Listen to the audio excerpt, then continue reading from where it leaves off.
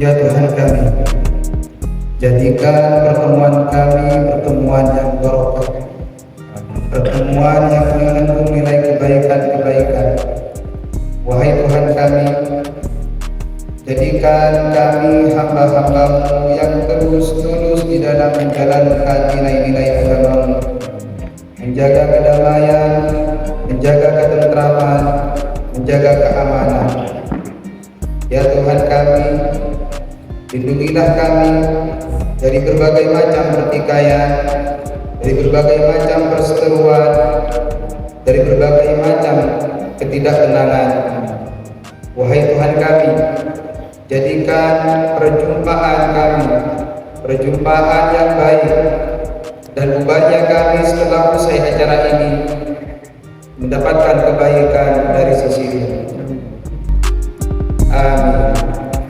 Alhamdulillah, salatu wassalamu ala Rasulillah, wa la haula wa la quwwata illa billah. Kami selaku Pokja KMW, selaku panitia dalam saat ini kerjasama dengan organisasi kepemudaan lintas agama, khususnya yang ada di kota. Semoga acara ini diridhoi oleh Tuhan Yang Maha Esa. Bapak-bapak, ibu-ibu yang kami muliakan, kami selaku ketua Pokja akan melaporkan adanya penguatan pengembangan saat ini. Acara adalah penguatan pengembangan kampung moderasi beragama yang diadakan oleh kantor Kementerian Agama Kabupaten Sumeneb bekerjasama dengan organisasi kepemudaan lintas agama.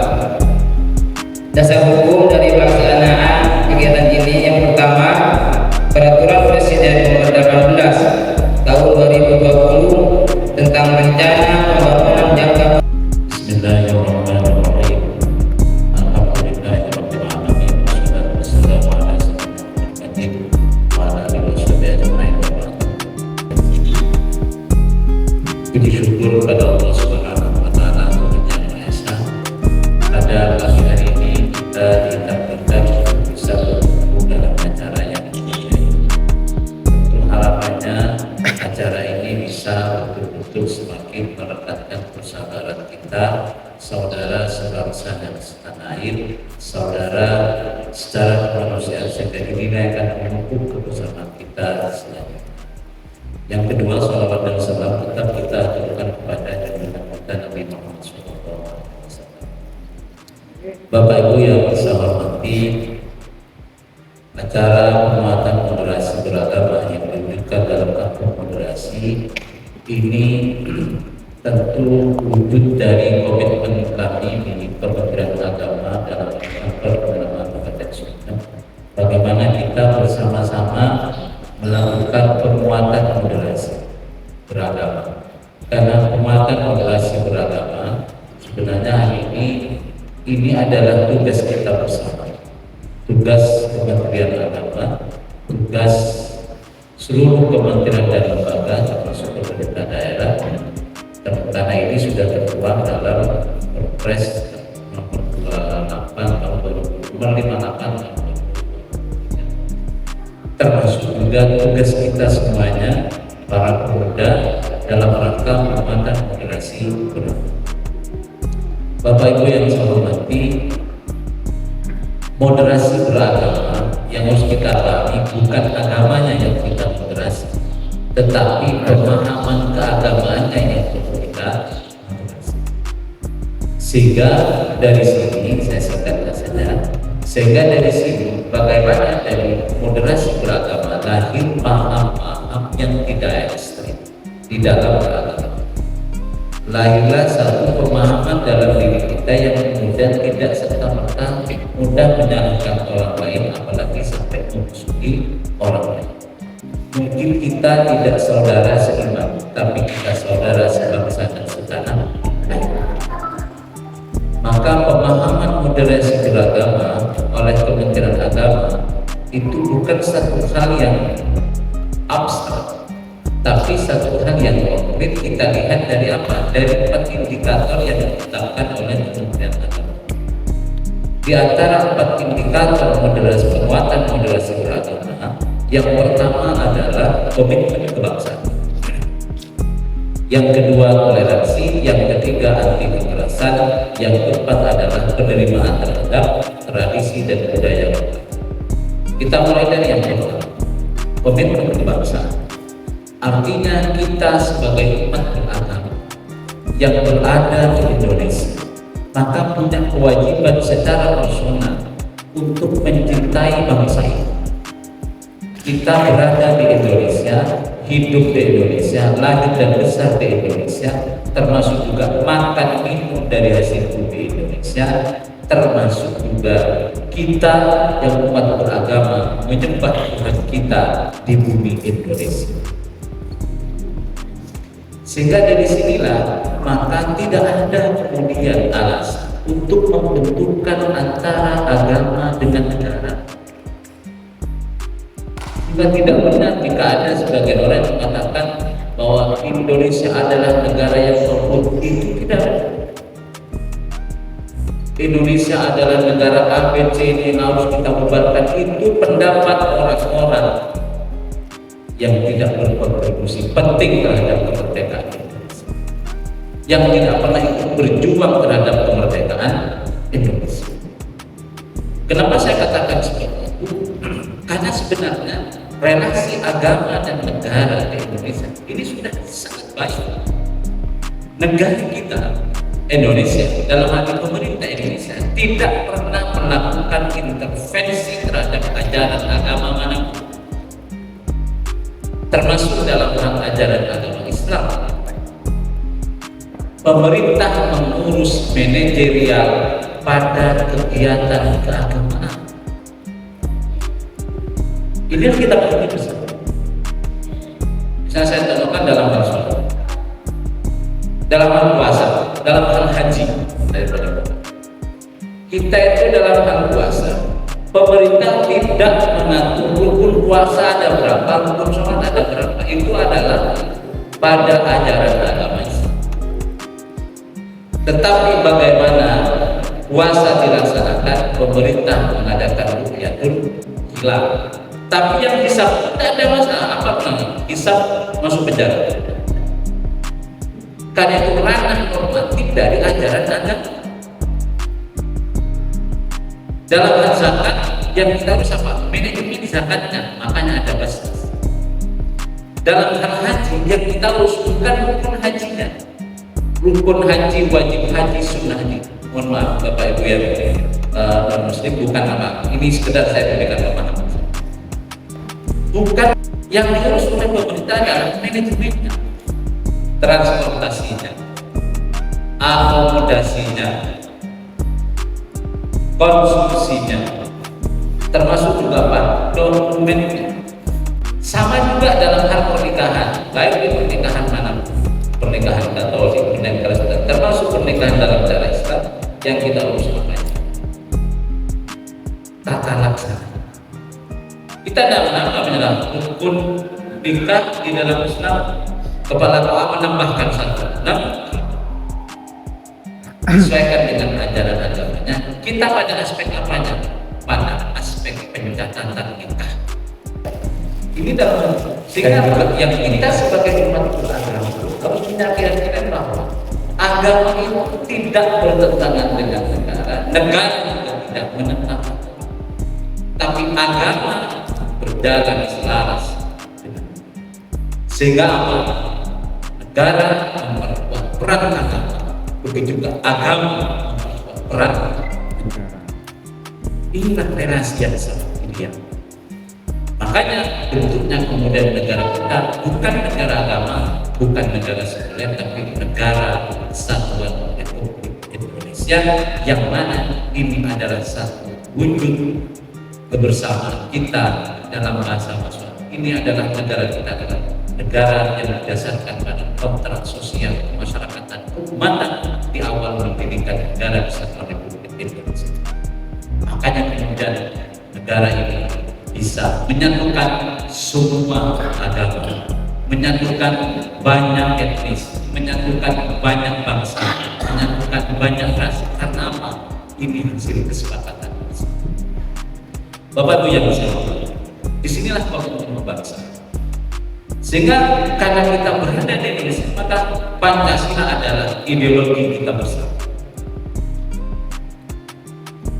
Undang-undang dasar adalah regulasi yang akan menjadi patokan kita bersama dalam berbangsa dan bertanah.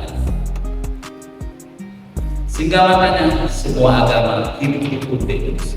Bahwa ada satu dua orang yang benar-benar mencoba mengusik ini adalah bagian dari dinamika sosial masyarakat.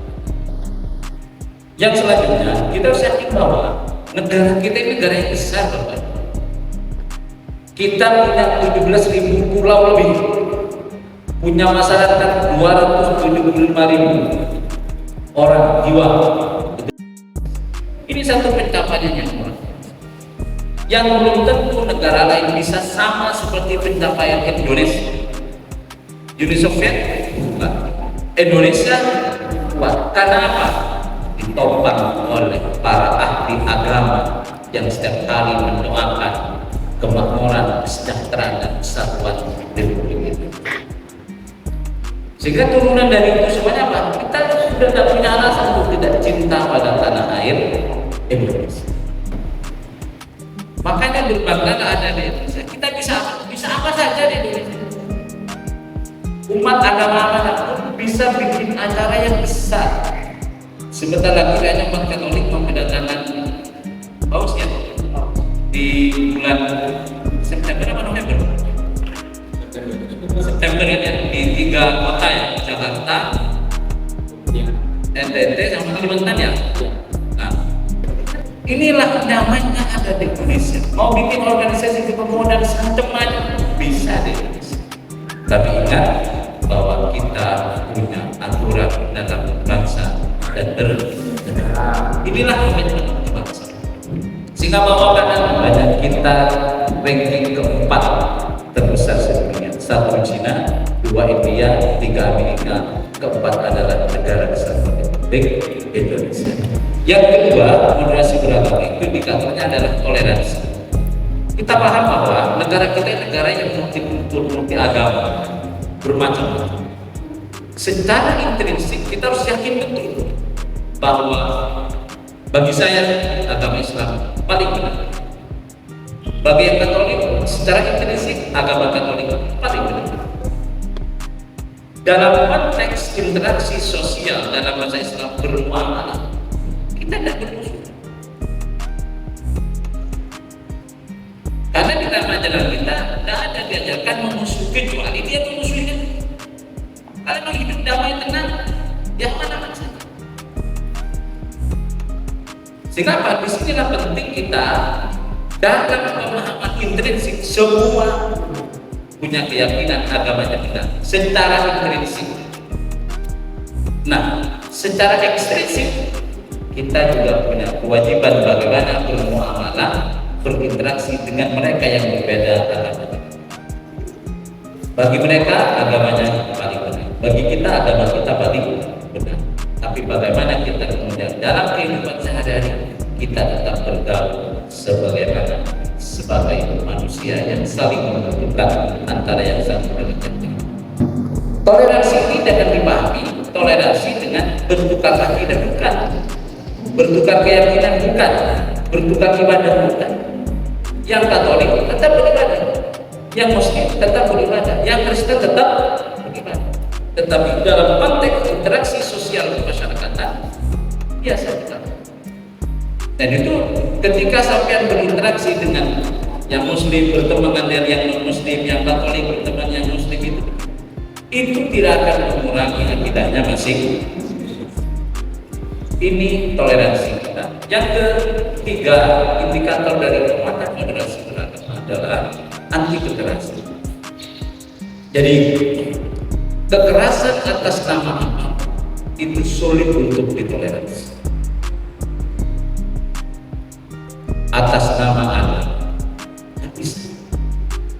Atas nama pendidikan, tidak bisa apalagi juga atas nama keluarga masing-masing juga tidak bisa. Suami tidak bisa dibenarkan tanpa alasan yang jelas, tanpa satu motivasi yang jelas, mukul aja sama istri. Ya. Artinya apa? Kita tidak memikirkan bersama bagaimana mengurangi tindak kekerasan atas nama agama, atas nama pendidikan, atas nama keluarga. Itu harus betul-betul kita hindari. Karena kekerasan itu tidak menyelesaikan masalah, tetapi bisa menimbulkan masalah yang lainnya. Jadi yang keempat adalah penerimaan terhadap tradisi lokal. Ini indikator yang keempat. Indikator pertama moderasi beragama adalah komitmen kebangsaan. Yang kedua adalah toleransi. Yang ketiga anti kekerasan.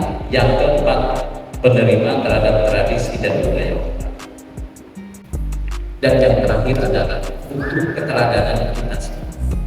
Artinya pengetahuan yang moderat harus diimplementasikan dalam kehidupan. Kalau ada orang yang berbeda dengan kita ada tradisi yang begini, kita tidak mudah. Sebagai warga negara Indonesia, kita cinta pada negara kesatuan. Saya kira itu yang bisa saya sampaikan. Tentu harapannya kegiatan ini bisa berjalan lancar dan semoga sesuai dengan harapan kita semuanya. Maka dengan ini pengembangan dan penguatan moderasi kampus moderasi beragama di Kecamatan Kota saya nyatakan dibuka dan bisa dilakukan.